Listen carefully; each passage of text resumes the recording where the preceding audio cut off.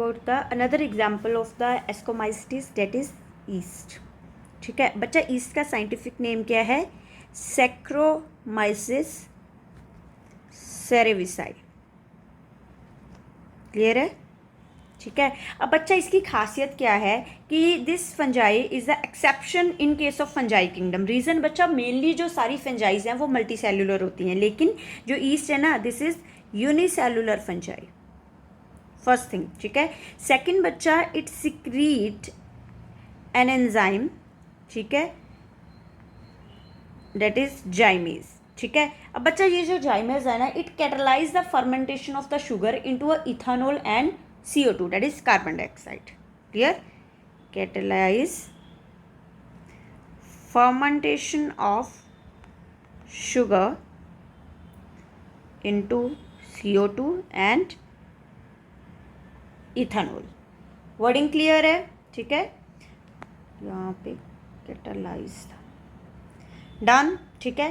Third thing बच्चा, कि normally हमने बोला था कि जो फंजाई की मेन बॉडी होती है that is mycelium, but yeast के केस में माइसीलियम इज एब्सेंट।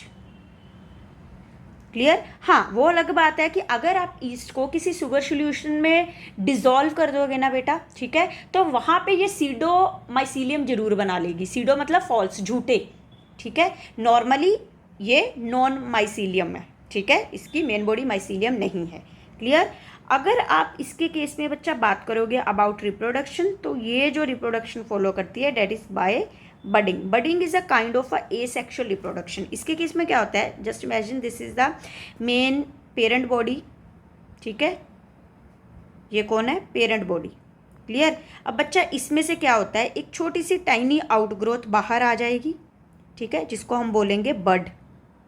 क्लियर है? और इसका जो न्यूक्लियस है, जो मेन पेरेंट बॉडी है, ठीक है, वो चला जाएगा अंडरगो माइटोसिस। ठीक है। माइटोसिस एक इक्वेशनल डिवीजन है, जिसकी वजह से बच्चा जो पेरेंट बॉडी है उसके पास 2 न्यूक्लियस हो जाएंगे। ठीक है। और एक न्यूक्लियस बच्चा इधर बड की ओर माइग्रेट कर जाएगा। ठीक है, मूव कर जाएगा, और ये स्ट्रक्चर कुछ ऐसे हो जाएगी। Clear? Now this is bud, this one is parent. Clear? अब बच्चा ये जो बड स्ट्रक्चर है, ये शुरुआत में तो पेरेंट बॉडी के साथ ही अटैच रहती है। क्लियर? बट एक पर्टिकुलर टाइम के बाद जैसे ही ये एक पर्टिकुलर और स्पेसिफिक साइज अटेन कर लेती है, ठीक है, it get detach from the parent body.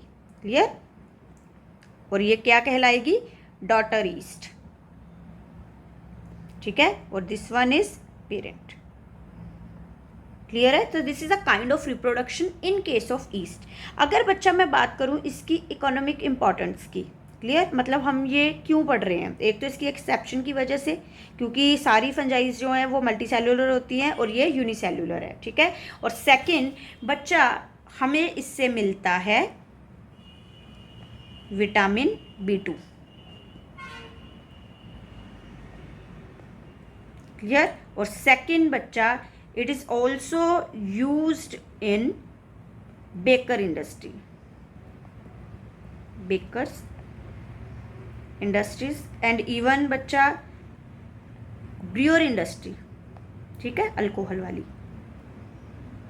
तो काम की चीज़ है। क्लियर? इतना आपको बच्चा ईस्ट के बारे में पता होना चाहिए। डन।